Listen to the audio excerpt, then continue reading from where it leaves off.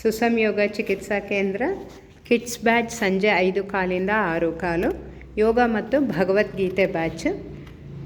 17ನೇ ಅಧ್ಯಾಯದ ಭಗವದ್ಗೀತೆಯ 1ರಿಂದ 5ನೇ ಶ್ಲೋಕವನ್ನು ಕಲಿತು ಸೆಲೆಕ್ಟ್ ಆಗಿರೋಂತಹ ಪುಟಾಣಿಗಳು.